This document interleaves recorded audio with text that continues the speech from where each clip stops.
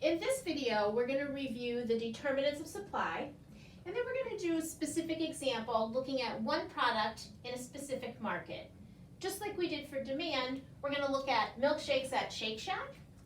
And with supply, I want to review these determinants because, once again, I want to make sure we understand the distinction between a change in quantity supplied and a change in supply. Specifically, when we can use the existing supply curve and when we need to draw a new supply curve in response to a change in an underlying market condition. So the first determinant I'm going to talk about is price.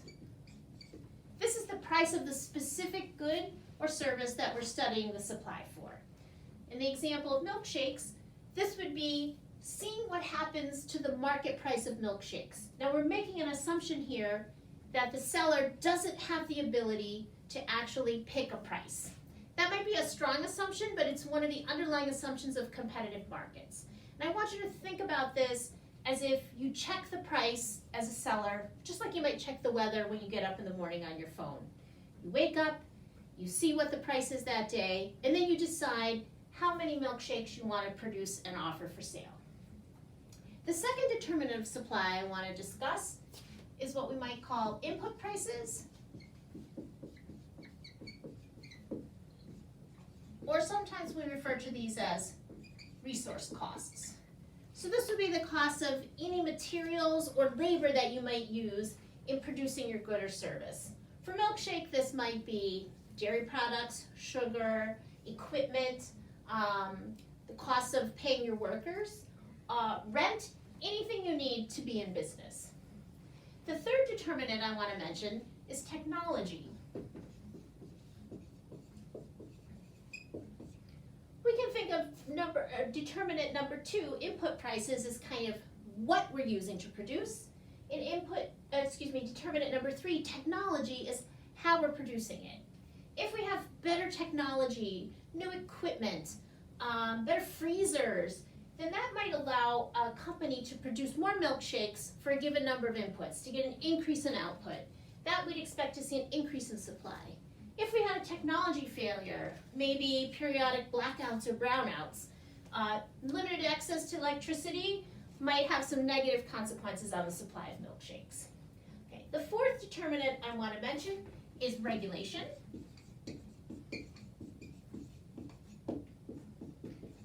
Specifically, I'm thinking about taxes and subsidies, but this could be other regulations. Basically, this is anything that would affect the cost of doing business. Now, this could also kind of be categorized under number 2, input prices. Let's say there's an increase in the minimum wage. That's a form of regulation, but it raises the cost of labor. So we can think some of these categories are a little bit fuzzy, but I just think it's important to highlight this one specifically. Okay, a fifth determinant would be expectations. Now this, remember, we're thinking of this from the producer or the seller's perspective. So you might have expectations about your price, you might have expectations about how popular your item is going to be in a given week. If you think there's going to be a surge in customers in the future, you might hold back some of your inventory now to prepare for that increase in demand later. Or if you're worried that demand is going to dry up, particularly if you have a seasonal product, you might do something to change your supply now so that you're not stuck with a lot of unused inventory. Okay. A sixth determinant that I want to mention is just the number of sellers.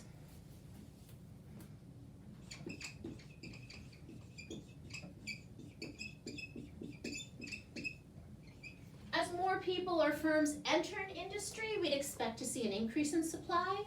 And as people leave that industry or firms exit, then we expect to see a decrease in supply. Now the last determinant I want to mention is something that we don't often see in textbooks, but I think it's really important because I certainly think in our own roles as producers of labor or choosing a profession, this is really critical. And this is the price of related goods. Now again, I want you to remember, we're thinking of this from the seller or producer's perspective. So just like we saw with demand, related goods come in 2 flavors: substitutes and complements.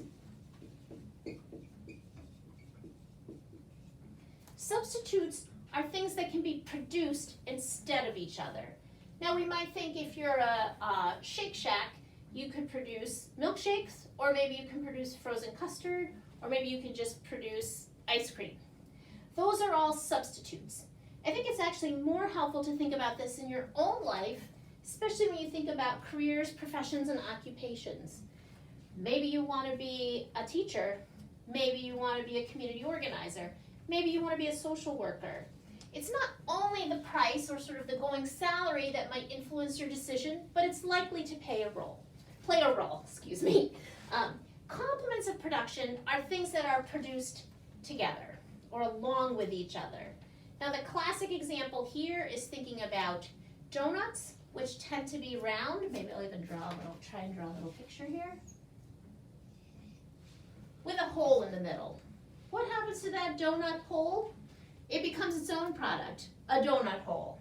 Or if you're a Dunkin' Donuts fan, what we call a munchkin.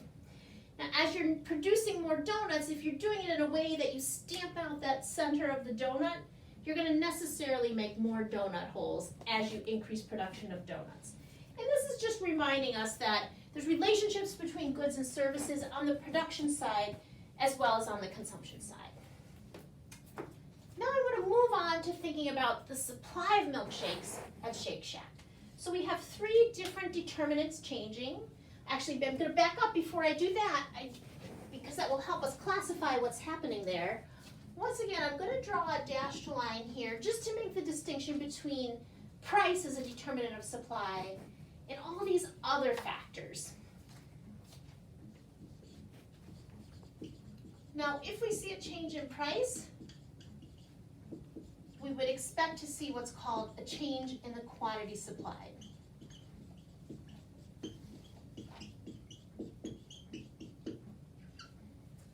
And let's see, I've not given myself a lot of room here, but we'll talk about this in a moment.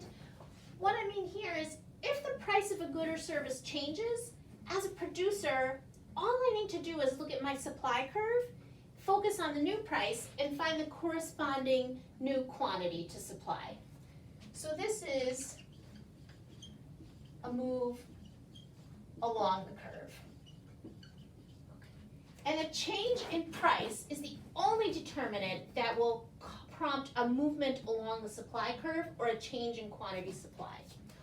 All these other determinants, when they change, result in what's called a change in supply. And that means we need to draw a new supply curve. In other words, the entire relationship between price and quantity supplied is going to be affected when one of these determinants changes, so that initial supply curve we start with is not going to be accurate anymore.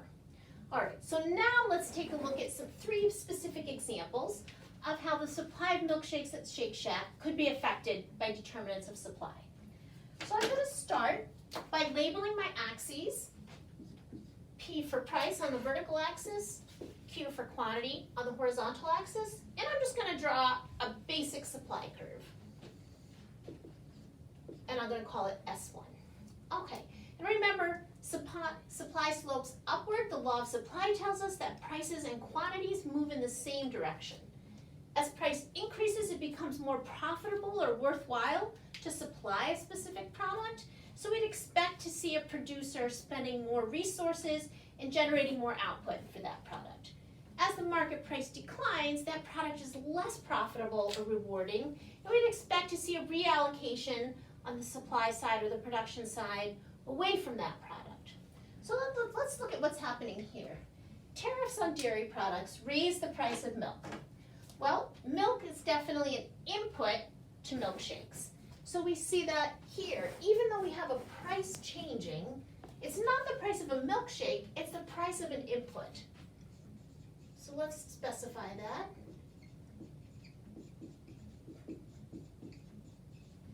Because it's the change in an input price, it's going to cause us to change supply or draw a new supply curve. In fact, this is going to lead to a decrease in supply.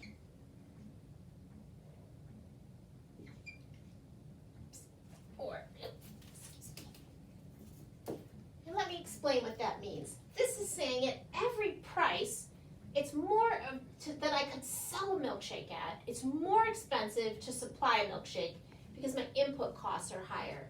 Alternatively, you could think, if I'm going to sell the same number of milkshakes as before, it's costing me more to produce those because one of my key inputs, milk, has gone up. The price of it has gone up. So I'm going to require a higher market price for every quantity of milkshakes. Regardless of how you think about it, that is going to cause the supply curve to shift to the left. So we have a change in input price that leads to a decrease in supply, or I'll say curve shifts left. Okay. Next, let's look at a change in the market price of milkshakes. Again, I'm going to start with a basic diagram, P for price, Q for quantity, and a simple supply curve. Now, here, we're specifying that the market price of milkshakes is decreasing. So let me start with P1, and let's just assume that is the yesterday's price of milkshakes, Q1. Today, for whatever reason, consumers are willing to spend a lower price or pay a lower price for milkshakes. Maybe high unemployment has caught up with people's discretionary spending budgets.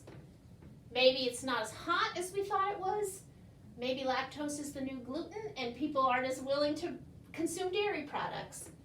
We don't really need to know the reason behind this. As a producer, we're just focused on what signal is the market sending me in terms of price. If the market price has fallen, I have everything I need to figure out how many milkshakes to produce today. I see that the market price has gone down, and so has the market quantity. Excuse me, so has the quantity supply. So here we see a change in price. This is going to lead not to a change in supply, but a change in quantity supplied.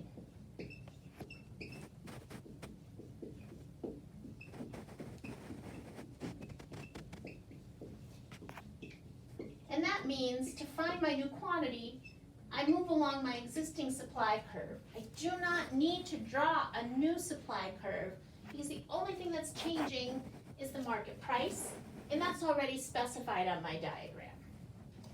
Now the third example I have here, a supersized blender increases the number of milkshakes one worker can produce. Let's think about what category we'd place this in. So here's P, here's Q, here's my basic supply curve.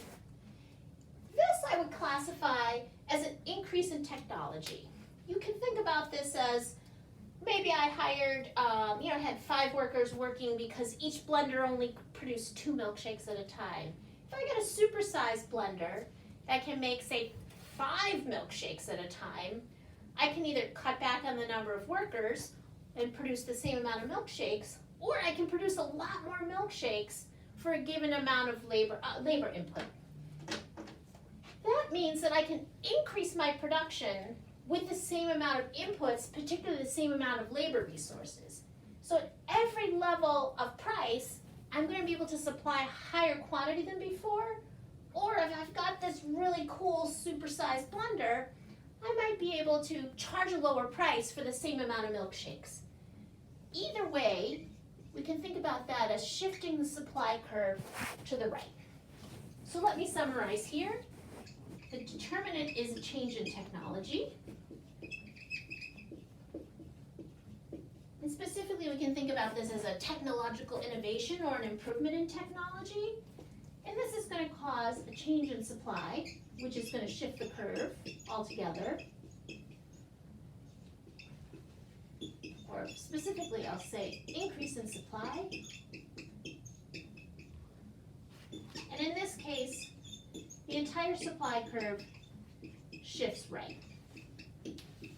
Okay, and I do want to say one thing here specifically about supply.